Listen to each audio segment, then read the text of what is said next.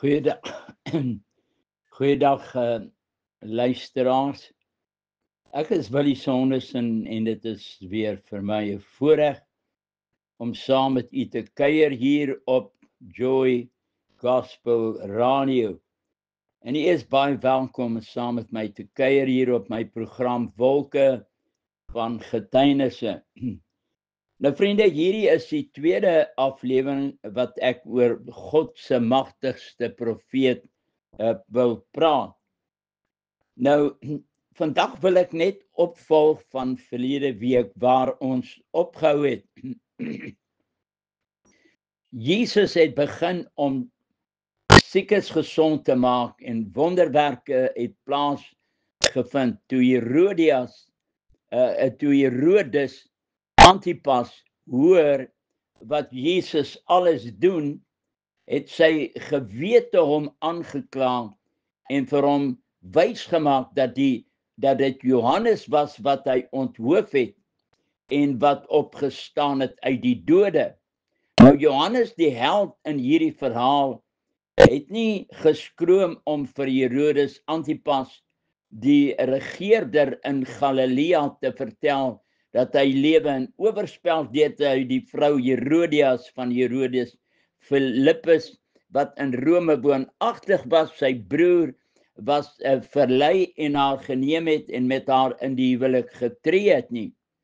Deur te trou met Herodes Antipas laat sy 'n hartseer spoor agter haar dat sy haar wettiglike man geskei het en saam met Herodes Antipas, wat self 'n ongebalanseerde individu was, na Galilea gegaan om saam met Herodes te regeer. Sy het die glanswêreld meer liefgehad as die gewone burger wat haar man Philippus in Rome dan was. Uit haar eerste huwelik is daar 'n dogter gebore met die naam van Salome. Nou vriende, geen egskeiding is 'n saak van vreugde en blydskap nie. Iemand gaan in die proses die hardste pyne voel in die skeiding. Vir die skuldige party preek die duiwel vir hom dat hy nou eintlik geluk gevind het. Iemand gaan in die proses seer kry. Gewoonlik is dit altyd die arme kinders. Een ding wil ek baie duidelik uitspel, dat jy kan nie geluk op ongeluk bou nie. Ek praat vandag as daar 'n derde party betrokke is. Hoeveel keer hoor jy hierdie tragiese verhaal van ons was so gelukkig totdat so en so op die toneel verskyn het, my beste vriend of my beste vriendin. Ek wil met u praat oor God se magtigste profeet. Nou Johannes het sonder om die gesag van Herodes Antipas te vrees, hom openlik bestraf deurdat hy met Herodias, die vrou van sy broer Philippus, getrou het. Deurdat Johannes die sonde bestraf het, word hy opgesluit in die gevangenis tussen die muwe en koue mure van 'n donker sel, waar hy moontlik nie eens kon rondbeweeg nie, maar hom ook laat boei en hom vasgeklim het aan die muur, sodat dit vandag nog te sien kan word, die oorblyfsels van daardie gruisame toneel van marteling en onthoping, waar Jesus tereggestel is, omdat hy die sonde van Herodes bestraf het. Daar was tenminste nie Jesus nie, maar Johannes, tereggestel is, omdat hy die sonde van Herodes bestraf het. Daar was geen genade betoon van gevangenisse in daardie dae nie. Sommige het selfs gesterf weens uitputting in hierdie martelhuise. Nou vandag kry jy hulle lekker etes en kyk televisie en kan gaan verder studeer en hulle bekwam vir een of ander arbeidsveld. Nou sommige kom uit die gevangenis om net weer 'n misdaad te pleeg sodat hy kan teruggaan, want dit is 'n 5-ster hotel en dan publiek sorg vir hom. Kan u self indink onder watter omstandighede het Johannes, wie se naam beteken geskenk van God, die laaste dae van sy bestaan moes trotseer, sy laaste hoofstuk op aarde met bloed geskryf, omdat hy soos die profeet Nathan in koning Dawid se tyd nie geskroom het om vir die waarheid te staan nie, al sou dit sy lewe gekos het. Nathan dan was nie bang vir die helde van Dawid of die helde van Joab nie. Hy was nie bang vir die koning Dawid nie, want hy het gekom op gesag van die woord van die lewende God van Israel, om die ongeregtigheid van koning Dawid se oorspel en moord aan die magtigste koning van daardie tyd uit te wys. Hy het gespreek wat God wou hê, hy moes gespreek het. Sal God nie in hierdie dae weer daardie dapper helde salf op om die kerk in die regte rigting te plaas nie? Dapper helde van die kruis wat sê wat hy sien. Hoe jammer dat geld die oë van menige dienskneg en diensmaagd verblind het. Ons wys nie meer die sonde uit nie, en dit is waarom die kerk in 'n besigheidsentrum ontaard het. Jy is ryk en het verryk geword. Dit is die laaste dispensasie van die kerk voordat Jesus gaan kom. Baie het gedaante van godsaligheid geword, maar die krag daarvan verloon. Manne soos Elia het vir die volk gesê, kies wie julle vandag wil dien. As God is, dan dien hom. As Mammon God is, dan dien hom. Maar die God wat antwoord met vuur, hy sal God wees. Johannes wat gepraat het teen die wellus van 'n versterende regeerder, moes die hoogste prys betaal vir die waarheid. Ek wil dit vir u net in die verbygaan noem, dat Herodes Antipas, die regeerder van Galilea, was nooit 'n koning nie, alhoewel sy vader koning Herodes die Grote wel 'n koning was, ook 'n gesant van Satan wat 'n bloedspoor agter hom gelaat het. Rome wou Herodes Antipas nie koning maak nie, en ek sal later dalk ook iets daaroor sê. Nou Herodes het partytjie gegee op sy verjaarsdag en het al sy vriende, generaals, lede van sy regering en alle hooggeplaastes genooi. En die Engelse vertaling sê, but the day of opportunity came. Die geskikte dag het gekom vir Herodias, sy vrou. Sy het steeds moord geblaas teen Johannes. Hy was steeds die doring in haar vlees. Elke keer wat sy aan Johannes dink, dan nou hoor sy stem van bestraffing. Sy moes ten alle koste daar die stem stil maak.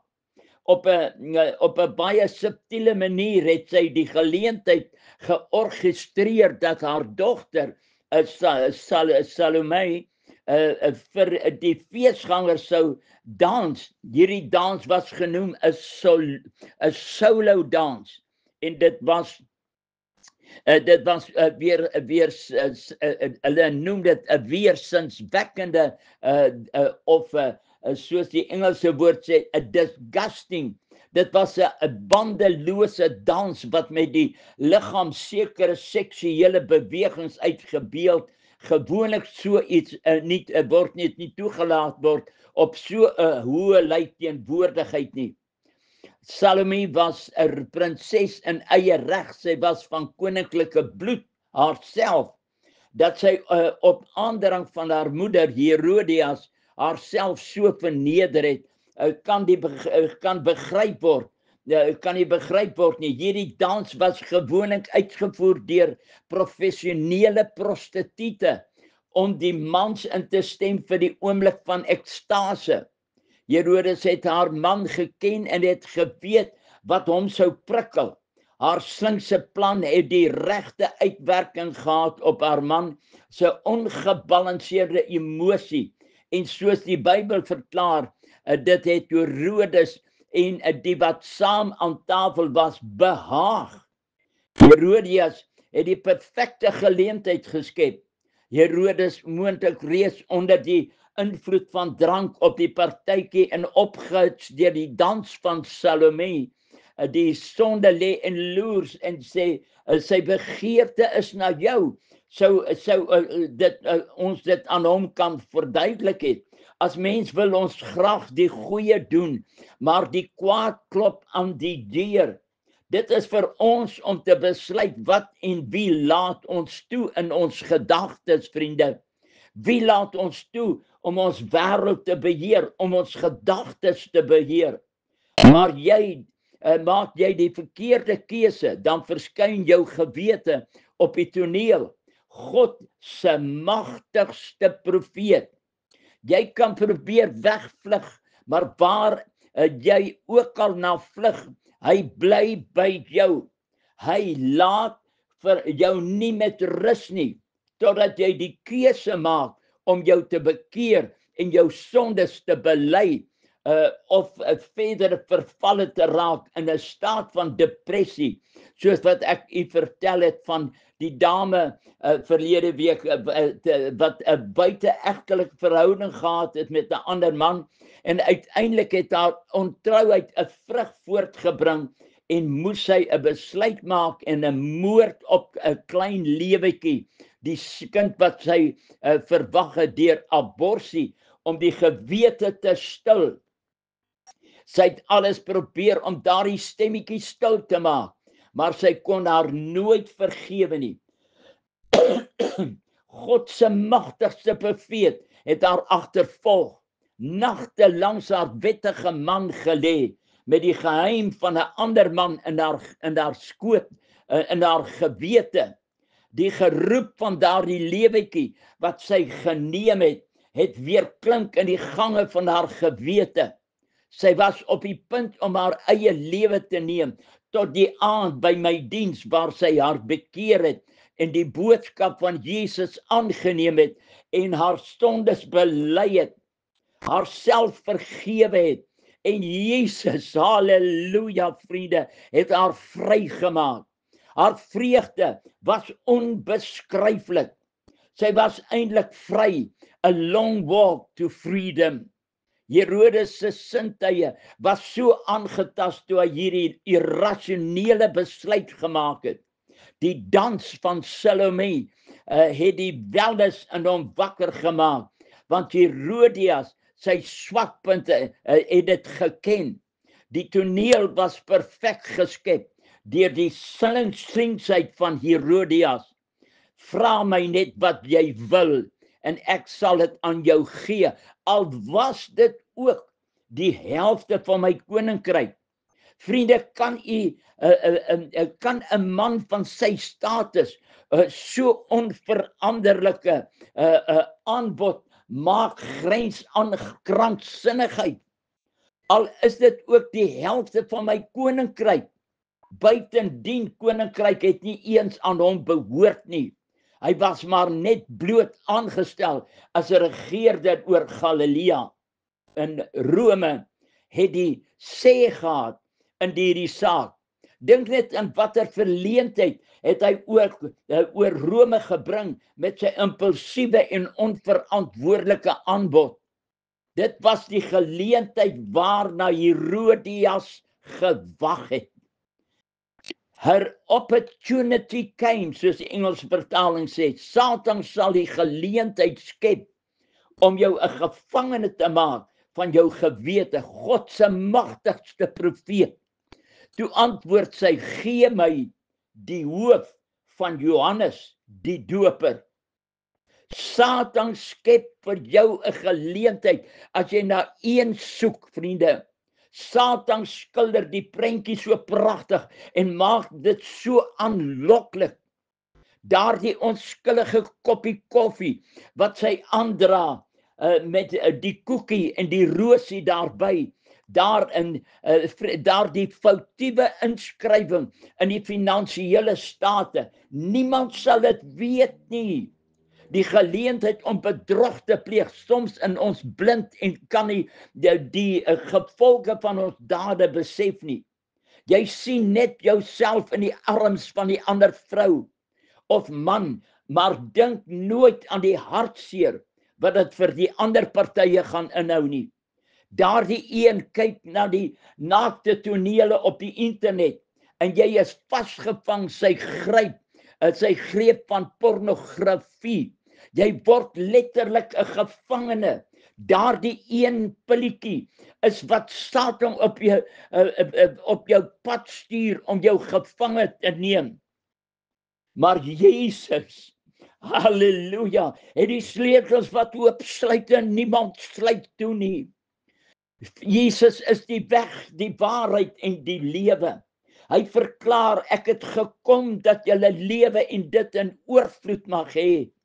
Die geskiedenis verklaar dat die haat van Herodias teenoor Johannes was so gedryf deur haar haat, dat toe hulle die hoop van Johannes inbring, het Herodias 'n mes gegryp op 'n sadistiese wyse, die tong wat haar valse gevoel van vryheid wou steel, het sy letterlik uitgesny om sodoende die vlam van haar vurige haat te verkoel.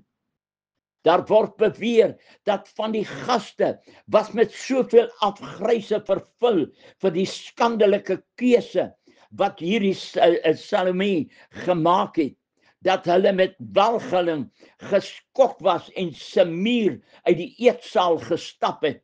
Om Semir uit te stap is 'n bewys van minagting teenoor die gasheer en was strafbaar, maar te midde van die dreigemente het hulle die feessaal verlaat. Vriende, jy kan doen wat jy wil, maar jy sal nie kan vlug vir jou gewete om dit op hierdie manier stil te maak nie. Daardie bebloede hoop van Johannes op die skinkbord gaan haar nou eers agtervolg. Die stem van haar gewete sal nooit weer kan rus nie. In steede om ontslae te raak en die stem van die gewete te stil, het sy die geroep al harder en harder en haar gewete gehoor. Dit wat haar soos 'n uitweg gelyk het, vriende, het eintlik die gevangenis vir haar toegesluit.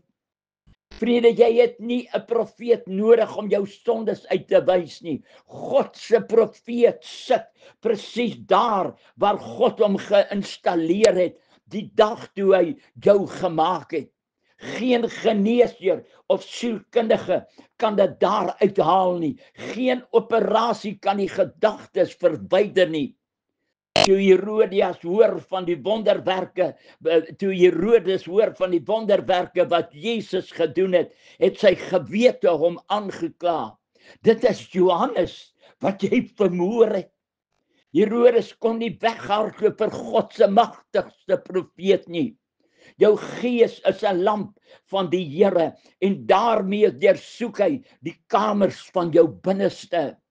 1 Korintiërs 2 vers 11 verklaar, wie van die mens weet wat in die mens is, behalwe die gees van die mens wat in hom is.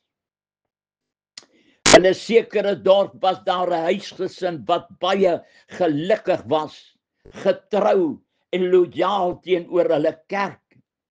Op 'n dag word daar 'n tent opgeslaan aan die eindpunt van die onderdorp. Die dogter van hierdie huisgesin was nuuskierig en het gaan kyk wat hulle daar doen. Sy het nog nooit so 'n gevoel van vrede en liefde van die mense gesien en ervaar in haar eie kerk nie. Aan die einde van die diens maak die prediker 'n uitnodiging en bied die mense die geleentheid dat die wat voel dat hulle Jesus nog nie in hulle lewe ingenooi het nie, hul hande sal opsteek as 'n bewys dat hulle Jesus wil aanneem. Hierdie meisie het nog nooit so besluit in haar lewe gedoen nie en sy voel oortuig dat sy haar hart vir Jesus wil gee. Want dit gebeur nie in haar kerk nie, 'n tradisionele kerk. Daar was vir haar gebid en sy daar die vrede, halleluja, haar oortuig dat haar hart ervaar dat sy Jesus werklik in haar lewe oorgeneem het, die blydskap, die vreugde en liefde haas sy na haar familie om hulle die wonderlike nuus te vertel dat sy Jesus in haar lewe ingenooi het. Na die aanhoor van hierdie ondervinding, het haar vader voorheen altyd 'n saggeaarde man skielik in 'n monster verander en haar gewaarsku, as jy weer jou voete daar by daardie tent sal sit slaan ek hierdie besemstok op jou rug stikken. Hoe meer sy wil verduidelik dat sy nog nooit so 'n wonderlike vrede ervaar het nie en dat Jesus nou in haar kom woning maak het volgens die Bybel, 'n gevoel wat sy nog nooit ervaar het nie. Dit was vir haar 'n blye dag toe sy herbore was. Haar vader, oorweldig van aggressie en woede, wou nie na haar luister nie. Met trane in haar oë het sy langs haar bedjie neergekniel en vir Jesus vertel van die geluk wat sy ervaar, dat dit in die oë van haar vader onaanvaarbaar was, want dis 'n ander kerk, dis nie haar kerk nie. Omdat sy haar vader se siening wou respekteer, vader se siening wou respekteer, vra sy Jesus om dan hierdie gevoel te kom wegneem. Here, neem dit weg. Op 'n aand sluip sy weg en gaan staan agter in die tent, en toe sy kyk, staan haar vader met die besemstok agter haar. Hy gryp haar aan die arm en ruk haar uit na buite die tent. Sy wou net gaan, hoe voel? Is daai gevoel wat sy gehad het, is dit nou weg? Voordat hy haar wou slaan, roep sy uit angs, papa, moet my nie slaan nie. Ek het net gekom om te sien of Jesus daardie gevoel weggeneem het. 1 week later ontvang die vader 'n oproep van die skoolhoof. O, vriende, my hart huil as ek sulke dinge hoor. En hy sê, meneer, jou dogter het op die skoolgrond in mekaar gesak. By die dokter se spreekkamer hoor hulle die ontstellende nuus dat sy kind kanker het en nog 'n paar weke het om te lewe. Sy het haar vader gesmeek om haar nie hospitaal toe te stuur nie, maar haar huis toe te vat. Sy wil by die huis sterf as dit dan net 'n paar weke is. Haar smarte was ondraaglik. Haar laaste ure het sy haar vader geroep om haar op te tel van die bed af, want sy brand in die vlamme van die hel. Hy het haar opgetel en hoor terwyl sy in pyn uitroep, papa, tel my hoor, want ek is aan die brand. Met daardie angswekkende uitroep het sy gesterwe. Daardie vader dwaal soos 'n verstandelose mens rond, want sy gewete dryf hom, God se magtigste profeet. Sy gewete het hom gedryf in depressie en sou hy nie gou hulp sou gekry het nie, Satan selfmoord op sy agenda kon geplaas het en kan dit sy einde beteken het. Herodes se hele lewe het in mekaar getuimel na daardie feestelikheid toe Johannes God se geskenk aan die wêreld vermoor was. Rome het hom gestroop van sy pos en hom en Herodias verban na 'n eiland Gaul, waar hy en Herodias later in die eensaamheid het hulle gesterwe. Wat jy saai, sal jy maai. God laat hom nie bespot nie. God se magtigste profeet laat jou nie met rus nie. Die keuse is onsin. Daar is net een wat die argiewe van jou verlede kan uitwis, en dit is die bloed van Jesus. Openbaring 1 sê, aan hom wat ons lief gehad het, en ons van ons sondes gewas het in sy bloed. Daar waar u nou sit of staan, is Jesus. Gee jou 'n kans om jou gewete skoon te was. Bely dit. Vriende, hy kan jou nou aanraak. Dat sy naam word genoem. O, vriende, vandag word Herodes word genoem, en hy het gesê, Johannes die Doper het hy die dode het opgestaan, toe hy hoor van Jesus, die kragtige dade, wat Jesus gedoen het. Vriende, dit was hy, was Elia, en ander weer het gesê, hy is 'n profeet, of soos een van die profete. Ek wil vandaan vir u sê, vriende, wanneer jy God se manne, wanneer jy God se profeet probeer doodmaak, kan jy nie. Wil vandag vir u sê, wil jy, as jy vandag rondloop en daar's dinge wat jou pla, Jesus, soos ek daai vertel het van daai vroutjie wat daar by my kom bely het, sy het vrede gevind. Jesus se bloed van Golgotha het haar wit gewas, sy skoon gewas. Sy het daai aand uitgestap en vir my gesê, ek is vry, ek noem dit 'n long walk to freedom. God kan dit vir jou ook doen, my vriend. Alles daar wat jy gedoen het, hy sal jou nooit verlaat, begewe of verlaat nie. Jesus is nog dieselfde, gister, vandag en tot in alle ewigheid. Bely dit wat in jou gewete vir jou besig is om jou dood te maak. Haal dit uit, gaan bid saam met iemand. Die Bybel sê, bely mekaar julle misdade en bid vir mekaar, sodat julle gesond kan word. Vriende, ons tyd is verstreke, en ek groet u weer op hierdie kanaal. In die naam van Jesus wil ek jou sê, neem hom nou aan. As jy nog nooit Jesus aangeneem het, is dit nou jou goue geleentheid, vriend. Hierdie dae gaan verby. Ons is aan die einde van tyd. Vriende, ons wil vir jou sê, kom na Jesus toe nou. Dis nou jou oomblik van redding, wat hy sy hande vir jou uitsteek. Moenie laat dit verbygaan nie. Sê vir hom, Jesus, ek is 'n sondaar en ek nooi u in my hart, en hy staan by die deur en hy klop. As iemand die deur oopmaak, sal hy inkom en met jou maaltyd hou. Sê dankie Here vir 'n reddingsplan wat Jesus vir ons gebring het, deur homself te gee, sodat ons vry kan wees, ons daai gewete kan uitwis. Mag die Here hierdie woord seën. Tot volgende week. Amen.